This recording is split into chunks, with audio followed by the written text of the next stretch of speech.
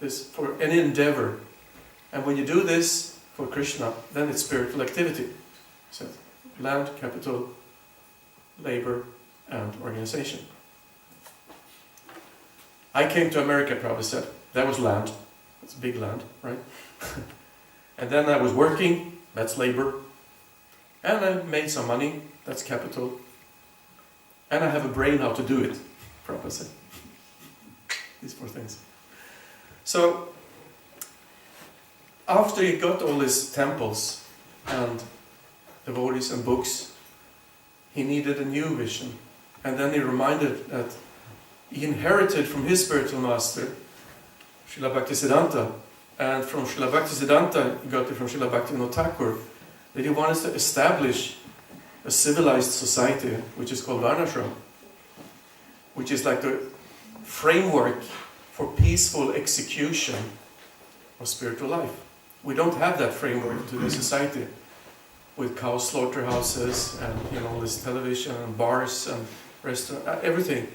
It doesn't create a very peaceful atmosphere for carrying out spiritual life.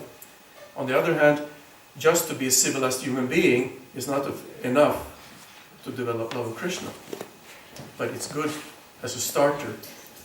So Prabhupada wanted to see very much farm projects, which he called simple living, high thinking, which a perfect match between the spirit and the soul. We have, it's between the body and the spirit, the body and the soul. We have material needs. Everybody knows that. We need food. We need, to sleep. We need something to drink, etc. But we don't know about the spiritual needs very much. We think that we can satisfy ourselves by material means, which is the greatest illusion there is. We have 5 senses, touch, smell, taste, hearing, and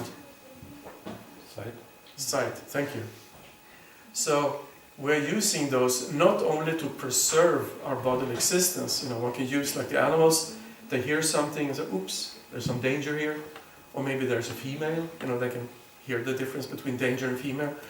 Or they smell something, maybe there's a danger, or a female, or a male, whatever.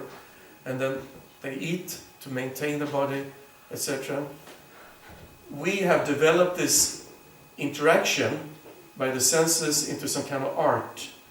Now you can see on the TV there's cooking programs everywhere, and there's some chef who's worshipped, makes all these so-called delicious dishes for us to enjoy, and we learn how to do it. And the sense of touch, we overindulge, sex life, the sense of hearing, etc., etc. We are not only using it to satisfy the basic needs of the body, we think that we can become happy by overusing our senses. All right? But the problem is, there is a limit to what you can enjoy. You get a saturated level. You start eating, everything tastes so good, but after a while you're full. And that which tasted so delicious, you don't want to touch it because you're full. And the same thing with all the other stuff.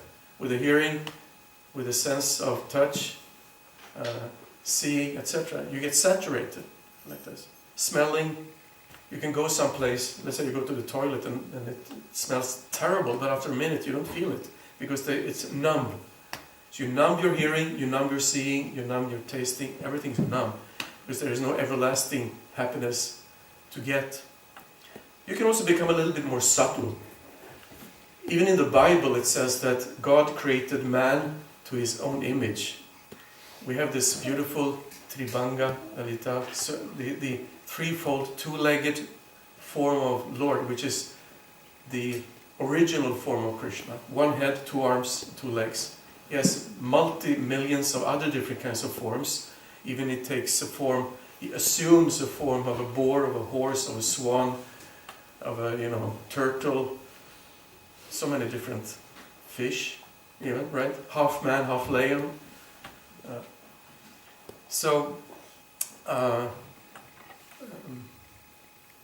We are being created unto the image of his original form. Like that. And Krishna, the definition of God is that he has all opulences. That means he has all wealth. Everything is owned by and controlled by Krishna. So it's his property. He has all wealth. He has all knowledge. There's nothing beyond the reach of Krishna's knowledge. He has all fame. God is the most famous person on the planet. And he has all beauty, etc. So we can get a tiny little portion of that. We know something little, with some little beauty, some more, some less, some more wealth, some less wealth. So we may try to enjoy by these opulences, which is actually like copies of the opulences of God. So we try to accumulate. If I can only get money, if I can only get rich and wealthy, then I will be happy. Or if I can get famous, everybody knows who I am. You see my face on big posters, and everybody goes, then I will be happy. Or if I win a beauty contest, or whatever, if I'm stronger than everybody else, become the world champion in boxing or something. But that doesn't give lasting happiness either. What does give lasting happiness? Susukam kartum avyayam. Yayantihi sumedasa. That means when you engage in the way you're supposed to engage, stop playing this theater, stop trying to enjoy the senses or the subtle opulences, just be the simple and humble servant of Krishna. Then you'll be happy. It's guaranteed. That's the science of self-realization. You realize yourself, and at the same time you realize the Supreme Self, the Supreme Personality of Godhead. So this is the thought between the concept of simple living and high thinking. High thinking, that's spiritual practice. We have the books, we have the philosophy, we have our programs. But then again, we shouldn't foolishly think that, one should indulge in all material comforts. And, the more things I have when I die, I was going to say, the one who has most things when he dies wins. It's not a contest. It's actually, the more you have, the more you're afraid of losing. Like if you're very rich, you're checking the stock market, or so how many millions do I lose now, and this and that. Somehow or others become the fashion of very famous people to kill themselves. We're reading one after another, big stars, movie stars, rock stars. One person I used to more or less worship many years ago was a keyboard player called Keith Emerson. I just heard a few weeks ago he shot himself in the head. Now we have this artist Prince, who's just seeing the billboards. It's not confirmed, but seems like. And you had Michael Jackson, you had so many famous persons. But if you're the most famous person in the world, why aren't you happy? Because fame is not for us. Fame is for Krishna. Wealth is not for us. Wealth is for Krishna. And when we help with this serving, then we become happy. This is our function. The example given is you water the root of the tree. Not like us, we are like the leaves sitting on the twigs and the branches. You can try and water, doesn't give any nourishment. If you water the root, not only you get the nourishment, but the whole tree. Similarly, the hand takes the food and puts in the mouth, gives to the stomach, and then from there comes all the energy to the whole body. But if the hand tries to, some another eat themselves, no nourishment. So this is what we're supposed to do. What does it take for us to get out of this illusion? We need to get purified by following a scientific process of spiritual life, to free ourselves from vita, raga, free ourselves from attachment, from bhaya, from fear, and from krodha, from anger. Because that's actually what happens when you do not succeed to satisfy yourself through the senses or through the subtle, using the opulences of Krishna. Then you get frustrated, you get angry. Just like, some boring girl will say, let's get together, get married and like that. Like this. But then you realize, oh, come on, this is not fun at all. She's not very good, and he's an idiot. I don't want to, It just takes maybe a few years, few months, few years, and then you reject. You're constantly on this trip It's called Bhoga Chaga. You accept something, yeah, this will make me happy, and then, no. This will make me happy, no. Or, I want this girl. Oh, she doesn't want me. Or he took her. And then you get frustrated and angry because you didn't get what you foolishly thought would make you happy.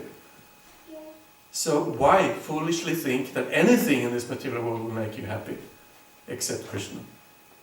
Association with his devotees, Krishna Prasada, etc. Susukam kartamavyayam yayanti hi sumedasa. That gives actual satisfaction, not some stimuli for the bodily senses. It gives actual satisfaction and happiness to the soul. And I've seen this, I've been here a number of times in Copenhagen.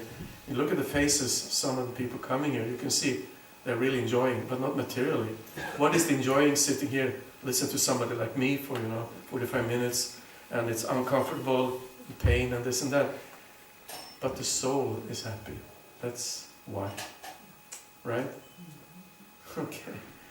So there is no scarcity, there is no diminution in this practice of spiritual life. It's available for everybody. It's for free. You don't have to go and buy it on Irma or somewhere. You pay a lot of money. You don't pay a lot of money in Irma anyway. But wherever you go to Bang & Olufsen, there you have to pay a lot of money. It's free. It's just up to you. Chant Hare Krishna and be happy. Right. Simple as that. And free yourself from attachment, fear and anger. Those things that pull you down and make you forget who you really are, and that you're part in a loving relationship with the Supreme Personality of Godhead, Sri Krishna. Simple living, high thinking. Hare Krishna. Hare Krishna. So there should be kirtan and artik now? Good. Okay. So, shall we warm up a little kirtan until they blow the horns? I think he's open now. He's open. Thank you very much. Okay.